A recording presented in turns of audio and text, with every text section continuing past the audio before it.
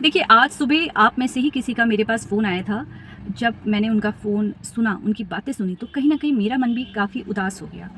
उदासी का कारण ये था कि एक पिता को अपने बच्चे से मिलने नहीं दिया जा रहा है और 4 साल उस बेटे को हो गए हैं और पिता एक बार भी अपने बच्चे से नहीं मिला।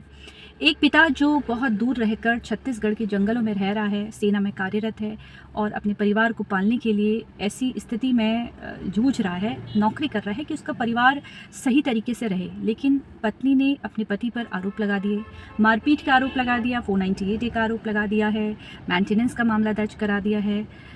मज़े की बात ये है कि महिला ने जब आरोप लगाया तो उसने ये लिखा है कि मेरी साथ मेरे पति ने मारपीट की है और घटना का जिक्र जो डेट उसने अपनी एफआईआर पे लिखाई है, उस घटना की जो एफआईआर लिखी है और उस पर जो डेट है, उस दिन वो व्यक्ति छत्तीसगढ़ में अपनी ड्यूटी कर रहा था। एक व्यक्ति दोनों जगह कैसे हो सकता है? क्योंकि वो तो छत्तीसगढ़ में अपनी ड्यूटी कर रहा है सेना में और पत्नी का ये कहना है कि मेरे पति ने मेरे साथ मारपीट की है। ये गलती महिला के द्वारा कर दी गई है। अब एक व्यक्ति तो दोनों जगह होना उसके लिए पॉसिबल नहीं है। कहने का मतलब मेरा ये है कि जहाँ पर इस तरह के मामले होते हैं, जहाँ पर एक व्यक्ति इतनी दूर रहकर अपनी ड्यूटी पूरी कर रहा है, अपनी नौकरी पूरी कर रहा है, परिवार के लिए अपने सुख सब उसने त्याग दिए हैं, ऐसी परिस्थितियों में रह रहा है, तो यहाँ पर महिला की भी समझदारी होनी चाहिए कि जिसे अपने पति का साथ देना है। अब पति अपनी पत्नी को लेके जा नहीं सकता है, लेकिन पत्नी अपने ससुराल वालों के साथ नहीं रहना चाहती है। चलिए मान लेते हैं कि ससुराल वालों के साथ उनकी नहीं बनती है, तो उन्होंने सोचा हम अलग हो जाए।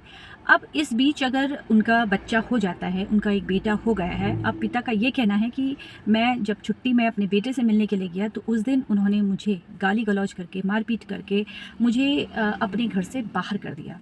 यानी कि मायके में जब पत्नी रह रही थी, वहाँ जब बच्चा हुआ है और वो आदमी जो अपने बच्चे से मिलने का जिसको पूर्ण अधिकार है, उसको घर से बाहर कर दिया है। तो ये कहाँ की समझदारी है उस महिला की, जहाँ पर उसको ये भली-भाँति जानना चाहिए कि जितना अधिकार एक माँ का है, उतना ही अधिकार एक पिता का भी है। पिता को अपने बच्चे से मिलने नहीं दिया जाता है। माँओं के द्वारा ये हमेशा किया जाता है, जहाँ पर वो ये सोचती हैं कि इस बच्चे पर मेरा पूर्ण अधिकार है। लेकिन ये भूल जाती हैं कि पिता के पैसों से ही आप मेंटेनेंस मांग रही हैं। आप कह रही हैं कि आप हमें पैसा दो, मैं अपना भरण पोषण नहीं कर पा रही हूँ, मैं तुम्हारे बच्चों का ध्यान नहीं रख पा रही हूँ, इसलिए मुझे पैसा चाहिए। पैसा तो आप ले लेते हो, लेकिन एक बच्चे को पिता से मिलने नहीं देते हो। 4 साल हो गए हैं और आज एक पिता अपने बच्चे से नहीं मिला है।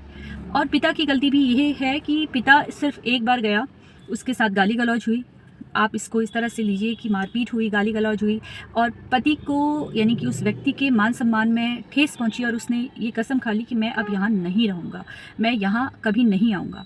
ये पिता की भी गलती है कि कहीं कहीं पर आपको आत्मसम्मान को साइड करके आपको अपने बच्चे से मिलना चाहिए था, मेरा ये मानना है। लेकिन 4 साल हो गए हैं, अभी तक एक पिता अपने बेटे को उसने देखा नहीं है। और अब न्यायालय में अगर बात आती है तो न्यायालय की तरफ से एक ही सवाल पूछा जाएगा कि इन 4 सालों में आपने अपने बच्चे से मिलने की कितने बार कोशिश की।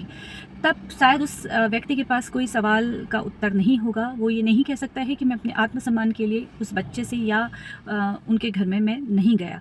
देखिए, जहाँ पर मतभेद हो रहे हैं, जहाँ पर पति पत्नी के बीच में सब गलत है और आपको लगता है कि नहीं मुझे इनसे नहीं बात करनी है, मैं इनके मायके में कदम नहीं रखूँगा या इनके घर पे कदम नहीं रखूँगा, तो ऐसी अवस्था में आपसे मैं ये कहूँगी कि बच्चे से तो आपको संपर्क करना ही पड़ेगा अगर आप कस्टडी अपने पास रखना चाह रहे हैं। अगर आप कस्टडी अपने पास नहीं रखना चाहते हैं तो बात अलग है, लेकिन कस्टडी अगर आप रखते हैं तो ये सारे सवाल आपसे पूछे जा सकते हैं कि इन 4 सालों में आपने अपने बच्चे से कितने बार मिलने की कोशिश की, आपने उसके लिए क्या किया। ये बहुत छोटी छोटी सी बातें होती हैं जो आपके केस के लिए काफ़ी महत्वपूर्ण होती है। देखिए, ये आज का जो मैंने आपको घटना बताई, इस घटना से मुझे काफ़ी दुख हुआ, जहाँ पर सबसे ज़्यादा बड़ी बात मुझे ये लगी कि एक व्यक्ति है, उसका एक बच्चा भी हो गया है और आज 4 साल से ज़्यादा का समय हो गया है और उस बच्चे को जो है अपने पिता से अलग कर दिया गया है और पिता भी उन 4 सालों में अपने बच्चे के लिए तड़प रहा है। उनकी आवाज़ से ही मुझे ऐसा लग रहा था कि कहीं ना कहीं वो इतनी दुविधा में है कि उनको एक डर है कि अगर मेरी नौकरी चली जाएगी तो क्या होगा, मैं अपने बच्चे से कैसे मिलूँ।